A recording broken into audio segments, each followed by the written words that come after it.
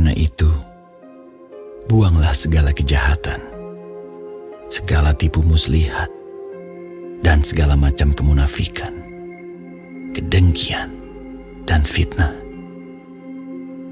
Dan jadilah sama seperti bayi yang baru lahir, yang selalu ingin akan air susu yang murni dan yang rohani, supaya olehnya kamu bertumbuh dan beroleh keselamatan, jika kamu benar-benar telah mengecap kebaikan Tuhan. Dan datanglah kepadanya batu yang hidup itu, yang memang dibuang oleh manusia, tetapi yang dipilih dan dihormat di hadirat Allah. Dan biarlah kamu juga dipergunakan sebagai batu hidup untuk pembangunan suatu rumah rohani, bagi suatu imamat kudus, untuk mempersembahkan persembahan rohani yang karena Yesus Kristus berkenan kepada Allah. Sebab ada tertulis dalam kitab suci, "Sesungguhnya aku meletakkan di Sion sebuah batu yang terpilih, sebuah batu penjuru yang mahal, dan siapa yang percaya kepadanya tidak akan dipermalukan." Karena itu bagi kamu yang percaya, ia mahal. Tetapi bagi mereka yang tidak percaya, batu yang telah dibuang oleh tukang-tukang bangunan telah menjadi batu penjuru, juga telah menjadi batu sentuhan dan suatu batu sandungan. Mereka tersandung padanya karena mereka tidak taat kepada firman Allah, dan untuk itu mereka juga telah disediakan.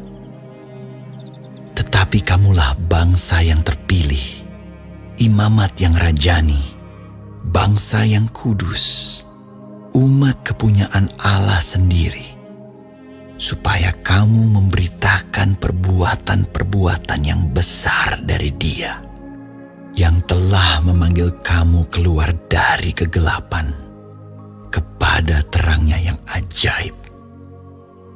Kamu yang dahulu bukan umat Allah, tetapi yang sekarang telah menjadi umat-Nya, yang dahulu tidak dikasihani, tetapi yang sekarang telah beroleh belas kasihan. Saudara-saudaraku yang kekasih, aku menasihati kamu supaya sebagai pendatang dan perantau, kamu menjauhkan diri dari keinginan-keinginan daging yang berjuang melawan jiwa.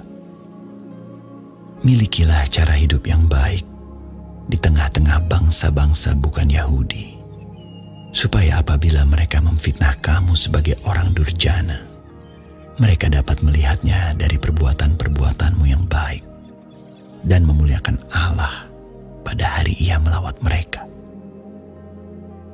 Tunduklah karena Allah kepada semua lembaga manusia, baik kepada raja sebagai pemegang kekuasaan yang tertinggi, maupun kepada wali-wali yang diutusnya, untuk menghukum orang-orang yang berbuat jahat dan menghormati orang-orang yang berbuat baik. Sebab inilah kehendak Allah, yaitu supaya dengan berbuat baik, kamu membungkamkan kepicikan orang-orang yang bodoh. Hiduplah sebagai orang merdeka, dan bukan seperti mereka yang menyalahgunakan kemerdekaan itu untuk menyelubungi kejahatan-kejahatan mereka, tetapi hiduplah sebagai hamba Allah. Hormatilah semua orang, kasihilah saudara-saudaramu, takutlah akan Allah, hormatilah raja. Hai kamu hamba-hamba, tunduklah dengan penuh ketakutan kepada Tuhanmu, bukan saja kepada yang baik dan peramah, tetapi juga kepada yang bengis.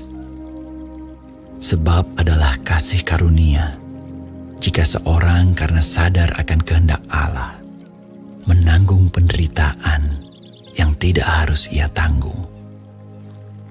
Sebab dapatkah disebut pujian jika kamu menderita pukulan karena kamu berbuat dosa? Tetapi jika kamu berbuat baik, dan karena itu kamu harus menderita, maka itu adalah kasih karunia pada Allah.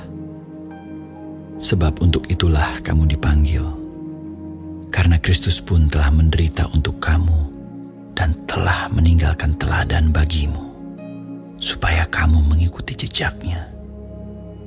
Ia tidak berbuat dosa, dan tipu tidak ada dalam mulutnya. Ketika ia dicaci maki, ia tidak membalas dengan mencaci maki. Ketika ia menderita, ia tidak mengancam, tetapi ia menyerahkannya kepada Dia yang menghakimi dengan adil. Ia sendiri telah memikul dosa kita di dalam tubuhnya di kayu salib, supaya kita yang telah mati terhadap dosa hidup untuk kebenaran. Oleh bilur-bilurnya kamu telah sembuh. Sebab dahulu kamu sesat seperti domba, tetapi sekarang kamu telah kembali kepada Gembala dan Pemelihara jiwamu.